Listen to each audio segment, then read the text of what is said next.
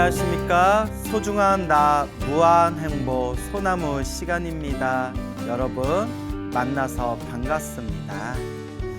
옛날 옛적에 석가모니 부처님 당시의 일입니다. 석가모니 부처님께서 수많은 비구 스님들과 함께 길을 걷고 계셨습니다. 이렇게 길을 걸으시다가 어느 이렇게 강가에 그 버려진, 사람들이 돌보지 않고 버려진 아주 오래된 옛날 불탑을 발견하게 되었다고 합니다. 오래된 옛날 탑을 발견했는데 이 탑이 누구의 탑인지, 언제 만들어졌는지 그 자리에 있는 사람들이 아무도 이 탑의 연원을 알지를 못하고 있었습니다. 그때 그 자리에 있던 비구 스님들이 문득 궁금증이 생겨서 석가모니 부처님께 질문을 올립니다. 부처님께 여쭈옵기를, 세존이시여, 부처님이시여, 여기에 아주 오래된 옛 탑이 있는데 이 탑이 언제 어느 때 누구에 의해서 만들어진 탑입니까? 이 탑의 뿌리가 어디입니까? 라고 이제 부처님께 여쭈어 보았습니다. 그때 부처님께서 그대들을 위해서 내가 자세히 설하겠노라. 그대들이여 귀 기울여서 잘 듣도록 해라 하면서 머나먼 과거에 이 탑이 생기게 된 인연법에 대해서 우리 부처님께서 설법을 하십니다. 부처님께서 그 탑에 대해서 다음과 같이 말씀하셨습니다. 아주 오랜 옛날에 이곳에 큰 나라가 있었다. 큰 나라가 있었는데 그 나라에 국왕이 있었고 그 국왕은 아주 훌륭한 왕이었고 정치를 아주 잘 펼쳤으며 수많은 백성들이 행복하고 즐겁게 살아가는 그런 훌륭한 국왕이 다스리는 나라가 있었다고 합니다. 이 나라의 국왕은 굉장히 훌륭하고 또한 정치를 잘 펼쳐서 나라를 잘 다스렸지만 한 가지 큰 고민이 있었습니다. 이 국왕에게는, 왕에게는 자식이 없었다고 합니다. 오랫동안 노력했지만 자식을 얻지 못했기 때문에 항상 늘 하늘의 신들과 땅의 신들에게 제사를 올리고 그렇게 정성을 올리면서 아이를 갖기를 그렇게 간절히 기도했다고 합니다. 어느 날이었습니다. 어느 날에 그 왕이 살고 있는 그 궁전에 연못이 있었는데 그 연못에서 환한 연꽃이 피어올랐다고 합니다.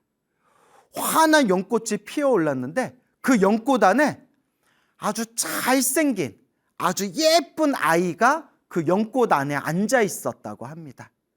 근데 신기하게도 그 아이의 몸에서, 그 연꽃 안에서 앉아 있는 아이의 몸에서는 아주 향기로운 전단향 나무라고 해가지고 인도에서 자라는 향이 아주 고급지고 향기가 아주 좋은 그런 향나무가 있다고 합니다. 그 향나무를 전단향나무라고 부릅니다. 그 아이의 몸에서 아주 향기로운 그런 전단향의 그런 향기가 흘러넘쳤다고 합니다. 이 신비로운 모습을 보고 그 연못을 관리하는, 정원을 관리하는 신하가 급하게 이제 왕에게 가가지고 자초지종을 설명을 합니다. 왕이시여, 우리 궁전 안의 연못에서 큰 연꽃이 피어올랐는데 연꽃 안에 아이가 앉아 있습니다. 근데 아이는 너무나 곱고 예쁘고 잘생겼고 몸에서 아주 향기롭고 그윽한 전단향이 풍겨져 나옵니다. 왕이 그 이야기를 듣고 너무나 신기해서 왕과 왕비와 수많은 신하들과 수많은 사람들과 함께 이제 연못에 구경을 갑니다. 아니나 다를까 연꽃 안에 아이가 딱 앉아 있는 겁니다. 그 어린 아이를 보고 왕이 너무나 기뻐서 그렇게 안으려고 했는데, 껴안으려고 했는데 그 아이가 왕에게 이렇게 이야기합니다. 왕이시여, 왕께서 자식을 얻고자 지극정성으로 기도하셨기에 그 원을 이루고자, 그 자식을 얻고자 하는 원을 이루고자 제가 일부러 여기에 나타났습니다 라고 아이가 말을 하는 겁니다. 그 말을 듣고 왕과 왕비와 그 자리에 있는 수많은 사람들이 한없이 기뻐하면서 그 아이를 걷어들여서 이제 왕자로 키우게 됩니다. 요셉 말로 하면 이제 양자를 드린 거겠죠. 근데 이 아이가 온몸에서 아주 향긋하고 향기로운 그런 전당향 나무에 그런 향기가 온몸에서 항상 저절로 그 향기가 흘러나왔기 때문에 그 왕자의 이름, 그 아기의 이름을 전단향 왕자라고 이름을 붙이게 되었다고 합니다. 전단향 왕자. 몸에서 끊임없이 전당향의 그런 향기가 끊임없이 흘러나온다 해서 전당향 왕자라고 부르게 된 겁니다.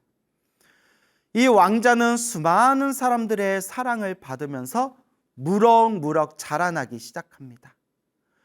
잘생겼고 똑똑하고 총명하고 그렇게 수많은 사람들의 관심과 기대와 사랑을 받으면서 무럭무럭 자라난 이 전당향 왕자가 어느 날 이렇게 정원을 산책을 하다가 아름답게 피어오른 연꽃들을 보면서 문득 이런 생각을 합니다.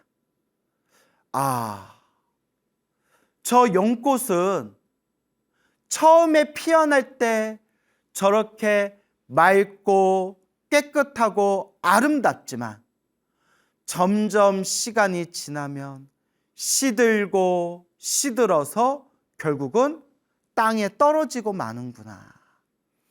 저렇게 아름다운 연꽃도 영원하지를 못하는구나.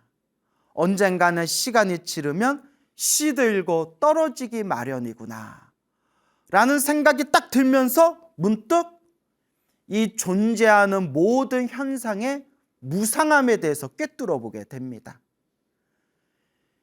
세상에 존재하는 모든 현상들은 일어나고 사라지고 일어나고 사라져서 영원한 것이 없구나. 저 아름다운 연꽃도 환하게 피어올랐지만 언젠가 시간이 지나면 점점 시들고 떨어지고 쓰러져 사라져 버리듯이 세상에 존재하는 모든 것들도 영원한 것이 없구나, 덧없구나 라는 것을 꿰뚫어 보게 됩니다. 이게 바로 우리 불교에서 말하는 삼법인 중에서 재행무상, 재행, 모든 이루어진 것은, 모든 형성되어진 것은, 모든 형상은 무상, 영원하지 않다, 항상하지 않다, 덧없다. 바로 재행무상의 그 깨달음을 전당향 왕자가 마음으로 그것을 완전히 꿰뚫어 보게 됩니다. 그래서 금강경에도 이런 구절이 있지 않습니까? 일체유의법, 여몽환포연, 여로영여전, 응작여시간. 일체유의법, 모든 유의법은, 그러니까 모든 조건 따라 일어나고 조건 따라 사라지는 모든 현상들은, 모든 유의법은 꿈과 같고 환상과 같고 물거품과 같고 그림자와 같고 이슬과 같고 번쩍이는 번갯불과 같다. 영원하지 않다라는 것이죠. 그 어떤 것도 영원한 것은 없다. 일어나고 사라지고 일어나고 사라지는, 조건 따라 일어나고 조건 따라 사라지는 연기법의 흐름일 뿐이지 그 안에 영원하다라고 할 만한 고정된 실체는 없다라는 것을 우리 금강경에서도 설법하고 있습니다. 이 전당양 왕자가 맑고 깨끗하고 아름다운 연꽃을 바라보고 관찰하면서 저 아름다운 연꽃조차도 영원하지 않구나. 언젠가는 흩어지고 쓰러지고 메마르고 시들어버리고 사라지는구나. 세상에 펼쳐진 모든 현상들도 저 연꽃과 같이 영원한 것이 없구나라는 재행무상을 완벽하게 꿰뚫어 보면서 마음에 있는 모든 번뇌와 망상과 집착이 우수수수 우르르르 무너지면서 집착과 번뇌에서 벗어난 거룩한 성자가 됩니다.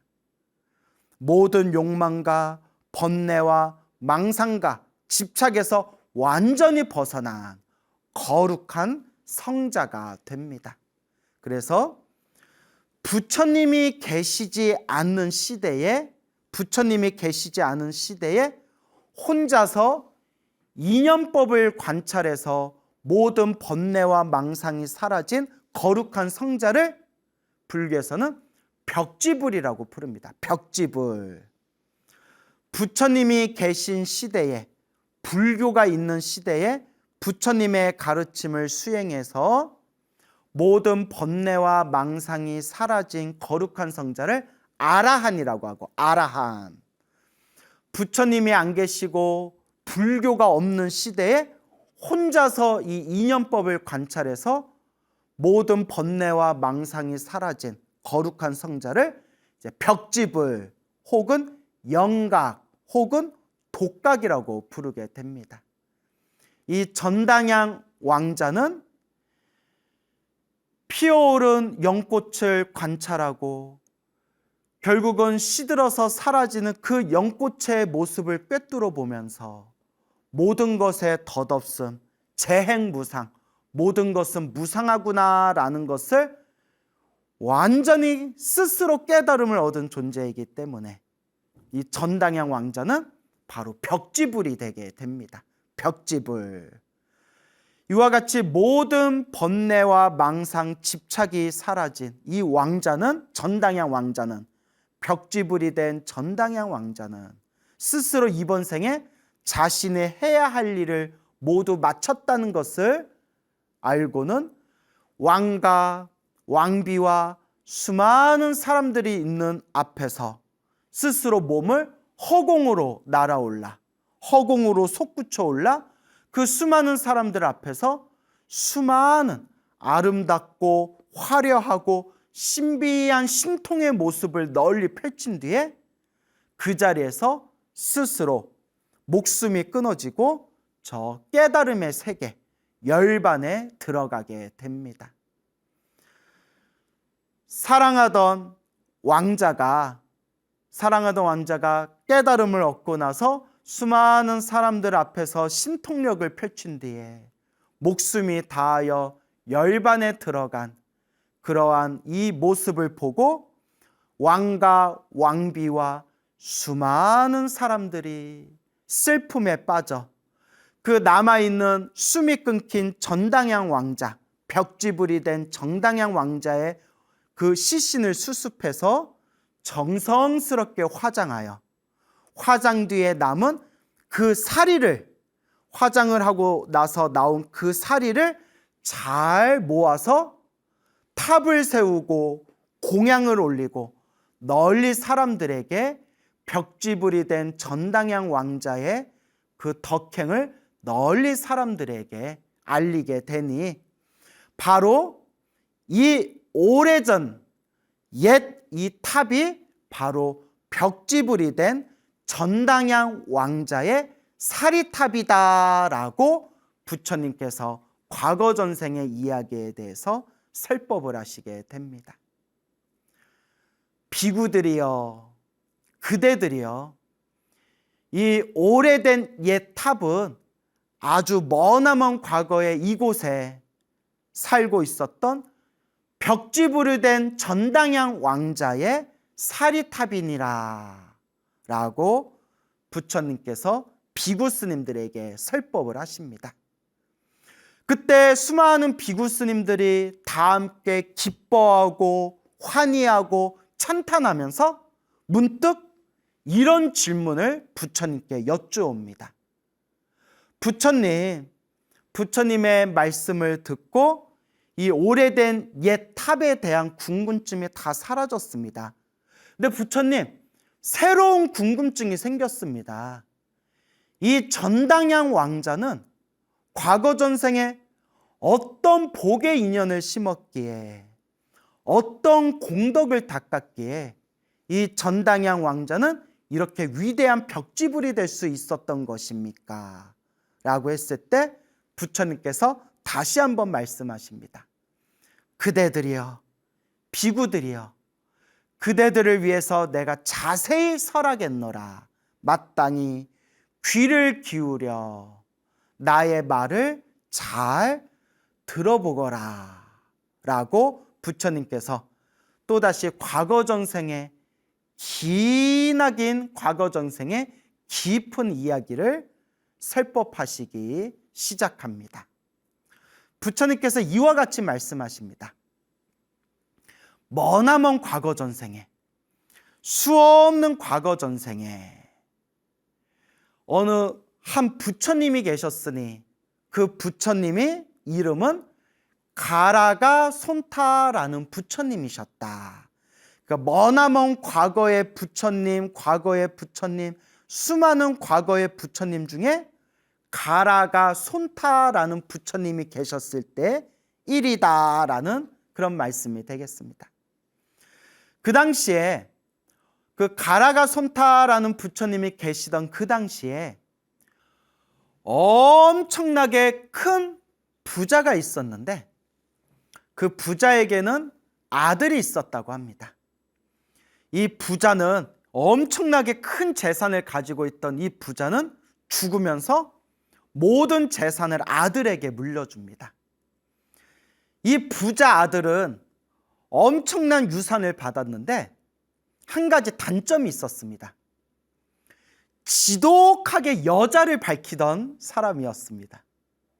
그래서 이 부자 아들은 아주 예쁘게 생긴 그런 기녀를 만나게 됩니다. 기생을 만나게 되는데 그 예쁘게 생긴 기녀와 계약을 맺습니다. 하룻밤 함께 잘 때마다 100냥을 주기로, 하룻밤 함께 잘 때마다 100냥을 주기로 그렇게 계약을 맺습니다. 이상한 놈이죠.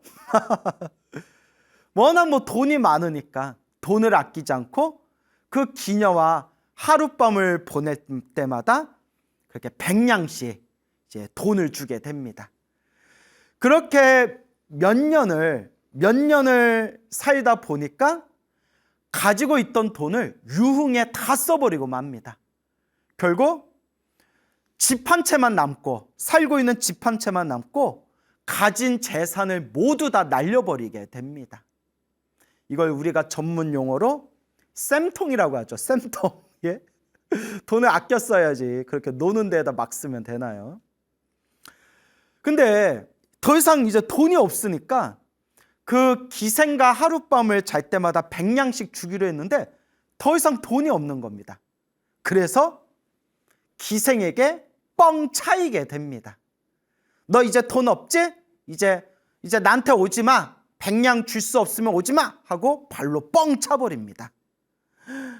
그래도 여태껏 몇 년 동안 같이 살아왔던 정이 있는데 그 정을 싹 무시한 채 돈 떨어졌다고 남자를 뻥 차버리게 됩니다. 이런 남자를 우리가 전문 용어로 호구라고 부르게 됩니다. 호구. 여기에 하나를 더 붙이면 왕호구라고 하죠. 왕호구. 예, 이 세상에 참 호구들이 많아요. 이렇게 뉴스 같은 데 보면. 그래서 이 차인 부자 아들이 너무나 그 기생이 보고 싶어가지고 하룻밤만 더 나와 밤을 지내줄 수 없겠냐 끈질기게 간청을 합니다. 하룻밤만 만나다오. 하룻밤만 만나다오.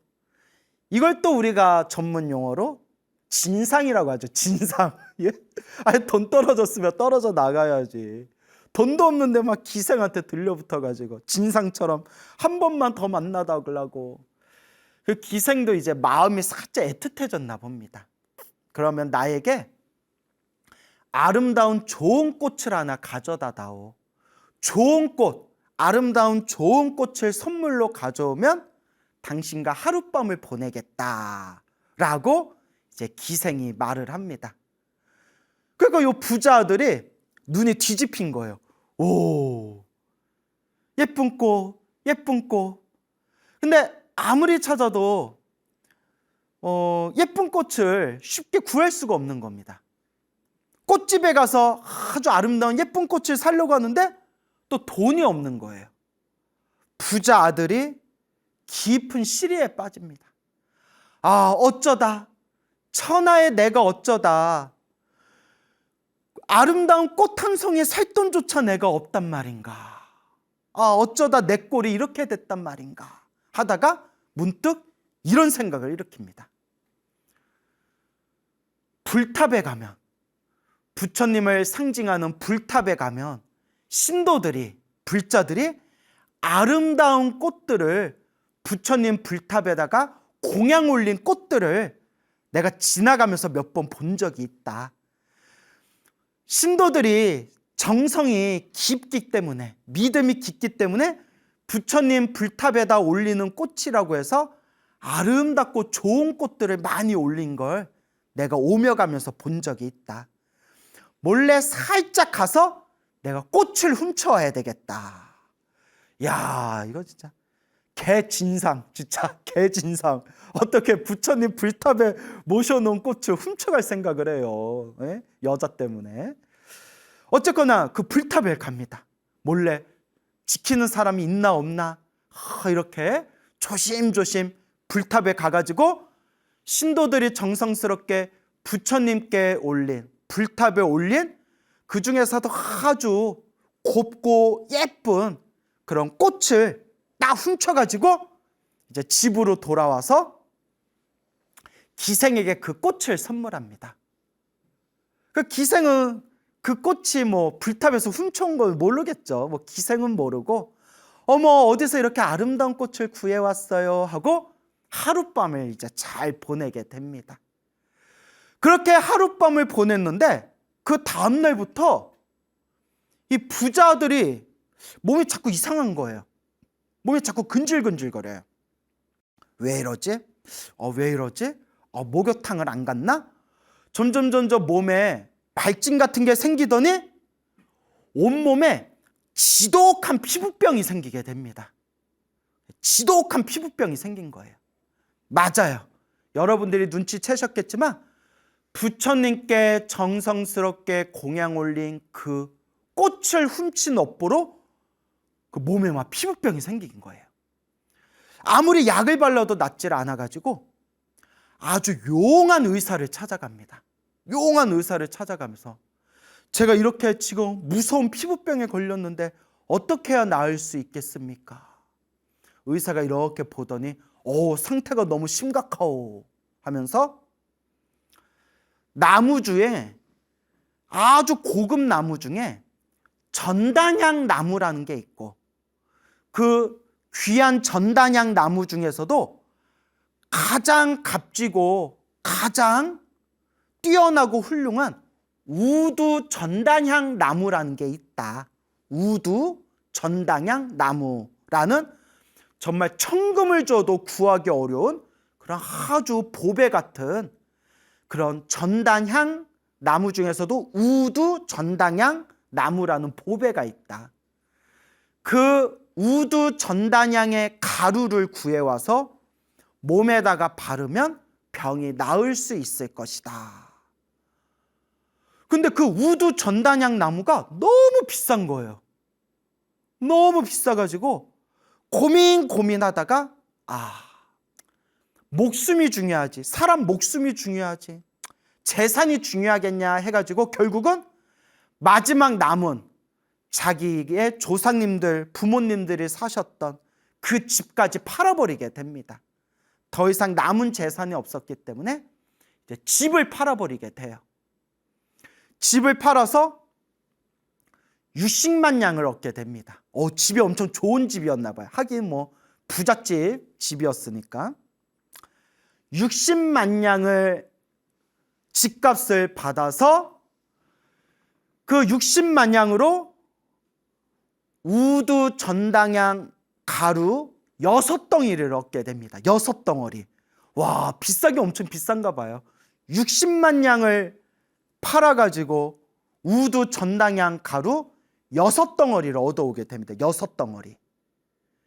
6덩어리를 얻어와서 이제 그걸 몸에다 바르려는 순간에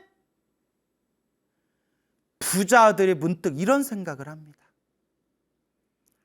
내가 이렇게 피부병에 걸린 이유가 무엇인가? 나의 삶은 참으로 어리석었구나.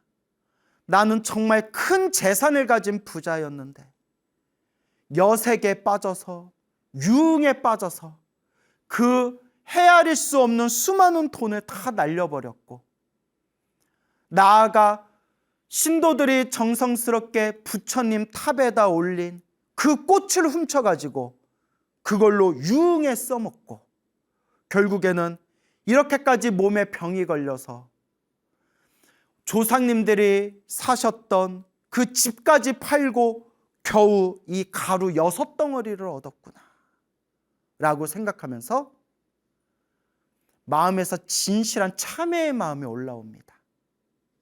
그리고 의사에게 이렇게 이야기합니다. 내 마음 때문에 생긴 병인데 밖으로 치료한다고 나을 수 있겠습니까? 뭔가 지혜가 열린 거예요. 자신의 과거를 반추해 보면서 요 마음 때문에 생긴 병인데 밖으로 몸뚱아리를 치료한다고 나을 수 있겠습니까? 라고 하더니 그 가루 6덩어리를 고스란히 들고 불탑으로 향하게 됩니다. 불탑에 향해서 그 불탑으로 향해 가서 불탑 앞에서 다음과 같이 부처님께 발언을 합니다. 거룩하신 부처님이시여, 거룩하신 세존이시여, 부처님께서는 수없는 과거 전생에서부터 모든 보살행을 닦아서 지혜와 자비와 복덕과 신통을 완벽하게 갖춘 뒤에 괴로움에 빠진 중생들을 구제하고자 널리 그 고통에 빠진 중생들을 구해 주신다고 하셨습니다. 부디 괴로움에 빠진 저를 구제해 주십시오 부처님이라고 지극한 마음으로 참회하면서 그 60만 양을 주고 산 그 귀하디 귀한 그 우두 전당양 가루의 6덩어리 중에서 2덩어리는 뚝 떼가지고 자기가 훔쳤던 꽃가스로 배상을 합니다. 제가 이 불탑에서 아름다운 꽃을 하나 훔쳤습니다. 대신 이것으로 제가 그 값을 대신 참여하겠습니다. 6덩어리 중에서 2덩어리는 꽃가스로 배상하고, 그리고 또 2덩어리는 순수하고 공경하는 마음으로 부처님께, 부처님 불탑에다 공양 올리고, 나머지 남은 2덩어리는 스스로 참회하는 참회의 마음으로 또 2덩어리를 보시를 하게 됩니다. 그렇게 귀하디 귀한 보배 같은 우두 전당양 가루 6덩어리를 모두 다 아무런 미련 없이 지극한 마음으로 참회하는 마음으로 그렇게 불탑에 보시하게 됩니다. 그렇게 보시하는 순간 점점 그 부자 아들의 몸에 있었던 그 피부병이 점점 사라지면서 온몸이 맑고 깨끗해지면서 몸에서 아름답고 향기로운 그런 전당향 나무의 향기가 이렇게 흘러나오게 되었다고 합니다. 그때 석가모니 부처님께서 이와 같은 말씀, 머나먼 과거 전생의 인연담에 대해서 말씀하시면서 석가모니 부처님께서 이렇게 말씀하십니다.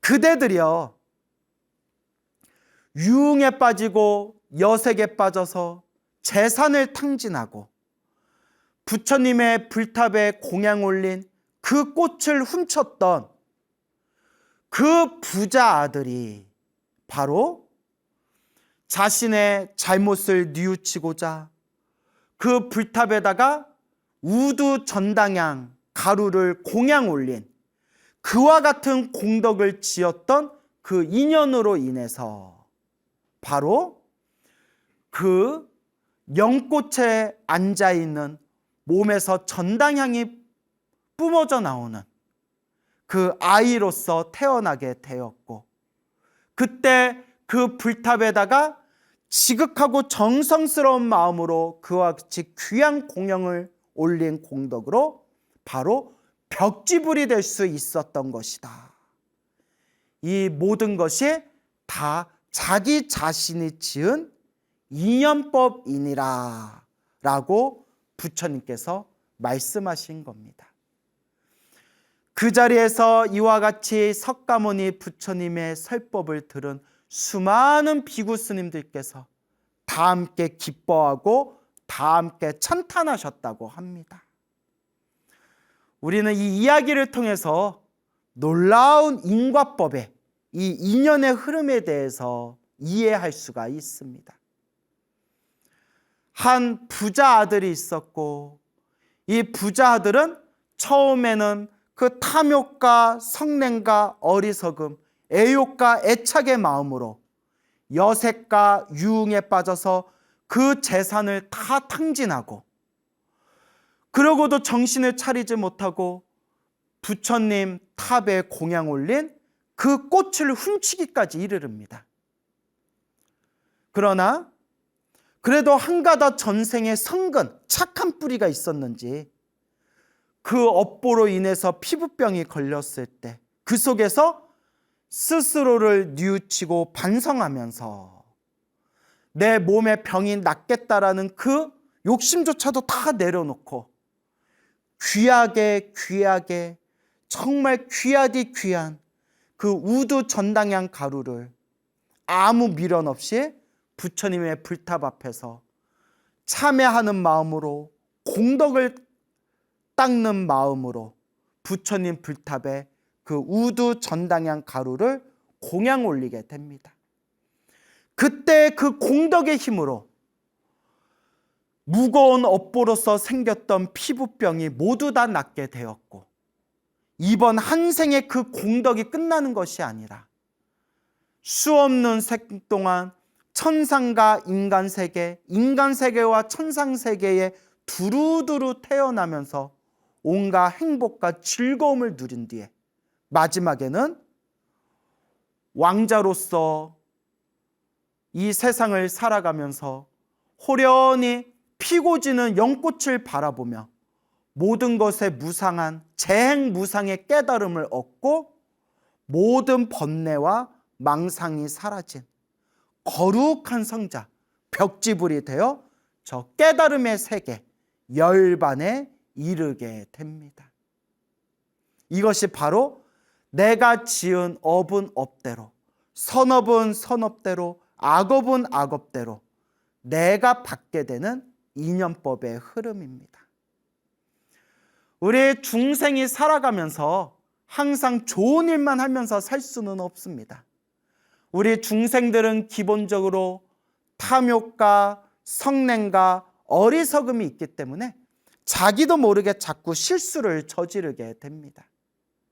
그래서 우리 불자들은 늘 한결같이 내가 지은 업장, 내가 지은 업보를 참회하고 내가 지은 업장과 업보, 그 죄업을 소멸하도록 노력하고 닦고 닦아 나아가야 됩니다. 시작 없는 옛적부터 알고 지었건 모르고 지었건 탐욕과 성냄과 어리석음에 물들어 몸과 말과 생각으로 지었던 저의 모든 나쁜 업보를 참회합니다.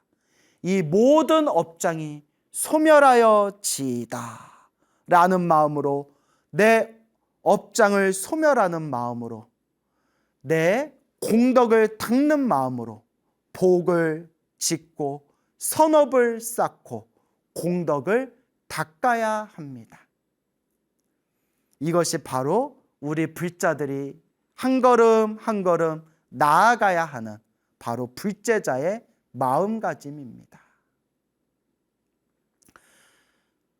석가모니 부처님께서 어느 날 탁발을 나가셨습니다. 탁발을 하기 위해서 어느 도시에 들어갔는데, 그 도시에 어느 여인이 어린 아들을 안고 길을 걷고 있었습니다. 그때 어린 아들이 멀리서 탁발을 나오신 부처님을 보고 한없는 기쁨을 느끼게 됩니다. 그 어린 아이가 부처님을 보고 그냥 기쁨을 느꼈다라는 것만으로도 이 어린 아이는 과거 전생에서부터 성근, 착한 뿌리가 있는 아이입니다. 어머니에게 부탁을 합니다. 엄마, 나 꽃 좀 사주세요. 나 꽃 좀 사주세요. 아니, 왜? 꽃은 왜? 저 부처님한테 꽃공양을 올리고 싶어요 라고 이야기합니다.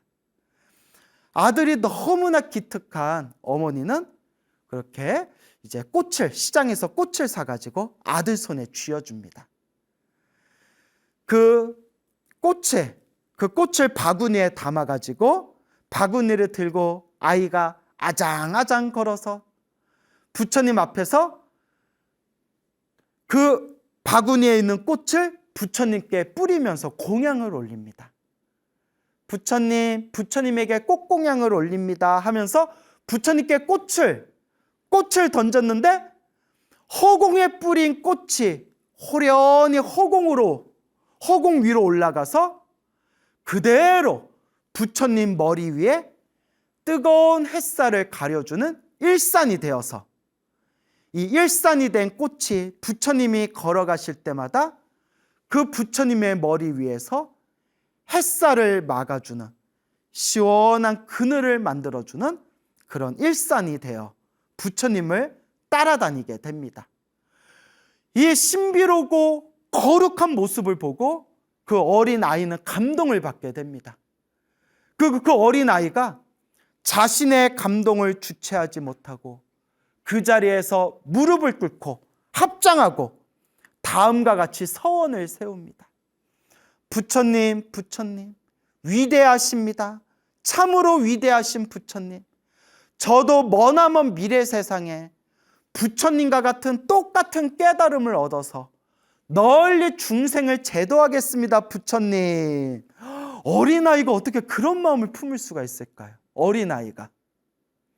부처님, 저도 부처님과 똑같은 깨달음을 얻어서 부처님과 같이 널리 모든 중생을 제도하겠습니다 라고 발언을 세웠을 때 부처님께서 환한 미소를 지으면서 옆에 있는 아난 스님에게, 시자였던 아난 스님에게 이와 같이 말씀하십니다. 아난이여, 저 아이가 보이는가? 예, 저 아이가 보입니다. 부처님, 저 아이는 오늘의 이 인연 공덕으로 머나먼 미래 세상에 부처님이 되어 널리 중생을 구제하게 될 것이다. 그때 저 아이가 머나먼 미래 세상에 부처님이 될 때, 그때 부처님의 이름이 바로 화성 부처님이라 불리게 되리라 라는 수기를 내려주셨다고 합니다. 아이의 그 작은 꽃바구니의 그 꽃의 공덕만으로도 이와 같이 위대한 선업과 공덕을 성취할 수가 있습니다. 우리 불자 여러분, 절에 가셔서 부처님께 공양 올리시고 부처님께 간절하게 기도를 하실 때 저 잘되게 해주세요, 우리 가족 잘되게 해주세요, 돈 많이 벌게 해주세요, 건강하게 해주세요, 개인적인 소원을 비시되, 개인적인 소원은 비시되 항상 기도의 마지막 마무리는 공양을 올리거나 기도를 할 때 항상 기도의 마지막 마무리는 모든 중생이 괴로움에서 벗어나 모두 다 함께 행복하여지이다. 모든 중생이 다 함께 성불하여지이다. 원공법계 제중생 자타일시 성불도 라는 마음으로 여러분들의 공덕을 아름답게 회양하셔서 여러분들 마음의 공덕 창고에 복과 선업과 공덕을 꽉 채우시기 바랍니다. 여러분, 행복해지고 싶습니까? 행복한 삶을 창조하고 싶습니까? 복을 지으십시오. 선업을 지으십시오. 공덕을 쌓으십시오. 복과 선업과 공덕의 힘이 여러분들을 진정한 행복의 길로 이끌어 줄 것입니다. 여러분, 성불하십시오.